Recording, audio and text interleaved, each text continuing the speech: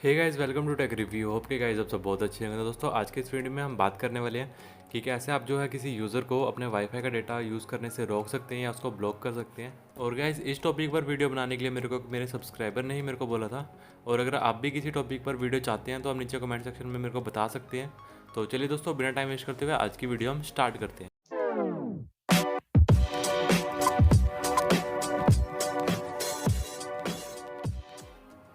तो गाइस, सबसे पहले जो है आपको अपना ब्राउज़र ओपन कर लेना है पीसी का, और उसके अंदर आपको एंटर करना है एड्रेस बार में 192.168.1.1 और उसके बाद एंटर प्रेस कर देना आपने। फिर आपको जो है इस टाइप का कुछ पेज देखने को मिलेगा। इसमें आप जो है दो तरीके से लॉगिन कर सकते हैं। एक तो है यूज़र, आपका जो पासवर्ड रहेगा वो भी यूज़र रहेगा और यूज़र नेम में भी आपने यूज़र डालना है। और दूसरा तरीका जो है वो एडमिन है, आपका जो यूज़र नेम रहेगा वो एडमिन रहेगा और जो पासवर्ड आपने एंटर करना है वो W कैपिटल के साथ web@0063 रहेगा।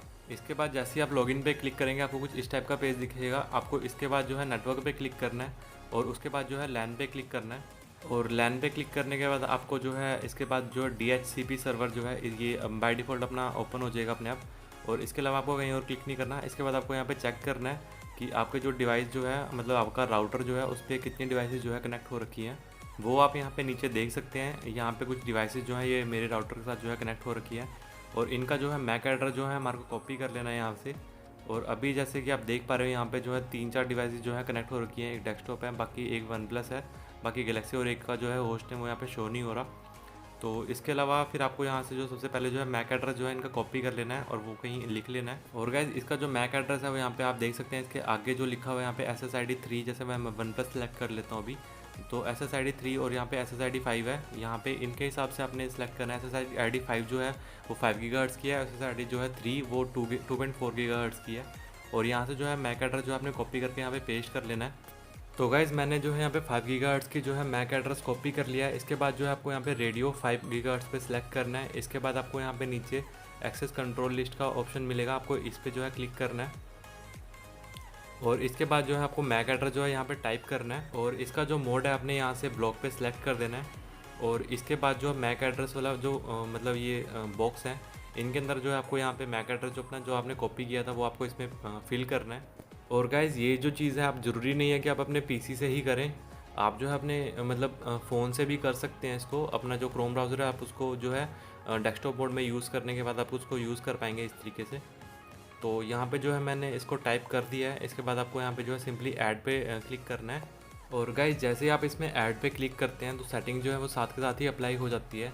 तो जैसे कि आप देख सकते हैं अभी जो है मेरा डिवाइस जो है मतलब ये वाईफाई के साथ कनेक्ट है और अभी जो है ये डिस्कनेक्ट हो गया है अपने आप ही। मतलब अभी मैं इसको एक बार फिर से जो है कनेक्ट करने की कोशिश करता हूँ इसमें। और ये डिस्कनेक्ट इसलिए हो गया क्योंकि हमने जो इसका मैक एड्रेस है वो ब्लॉक किया हुआ है। और यहाँ पे जो है मैं इसको फिर से कनेक्ट करने की कोशिश करता हूँ एक बार। तो आप देख सकते हैं यहाँ पे कनेक्टिंग तो हो रही है पर यहाँ पे ये कनेक्ट नहीं हो पाया। एक बार मैं फिर से इसको जो है कनेक्ट करने की कोशिश करता हूँ, फिर से देखता हूँ ये दोबारा कनेक्ट होता है या नहीं। और गाइज़, इसमें जो एरर आता है वो ये आता है कि wifi not in coverage area, ऐसा कुछ एरर आ जाता है। तो अभी जो है मैं इसको दोबारा कनेक्ट करने की कोशिश कर रहा था, जैसे कि आप देख सकते हैं फिर से जो है कनेक्ट नहीं हो पाया। और गाइज़, अब जो है हम इसका मैक एड्रेस जो हमने ब्लॉक किया था उसको हम अनब्लॉक कर देते हैं। मतलब इसको जो है हम यहाँ से डिलीट कर देते हैं सिंपली। तो यहाँ से हम इसको डिलीट कर देते हैं और एक बार जो है मैं इसको दोबारा कनेक्ट करने की कोशिश करता हूँ, देखता हूँ ये कनेक्ट होता है या नहीं। तो गाइज़, मैंने शायद जो है इसको डिलीट पे टैप करने के साथ ही कनेक्ट पे टैप कर दिया था। तो एक बार फिर से जो है मैं इसको कनेक्ट पे टैप कर देता हूँ, ये भी शायद इस बार नहीं होएगा। तो यहाँ से मैंने इसको दोबारा कनेक्ट पे टैप कर दिया है और इस वाली बार जो है ये कनेक्ट हो जाएगा। जैसे कि आप देख सकते हैं कनेक्ट हो चुका है। तो गाइज़, आज की इस वीडियो में बस इतना ही। अगर आपको वीडियो अच्छी लगी तो प्लीज़ इसे लाइक करना और आने वाली वीडियोज़ को देखने के चैनल को सब्सक्राइब करना। और अगर आपके मन में कोई भी डाउट है या कोई भी मेरे लिए सजेशन है तो आप नीचे कमेंट सेक्शन में मेरे को बता सकते हैं। तो वीडियो देखने के लिए थैंक यू सो मच और मिलते हैं अगली वीडियो में।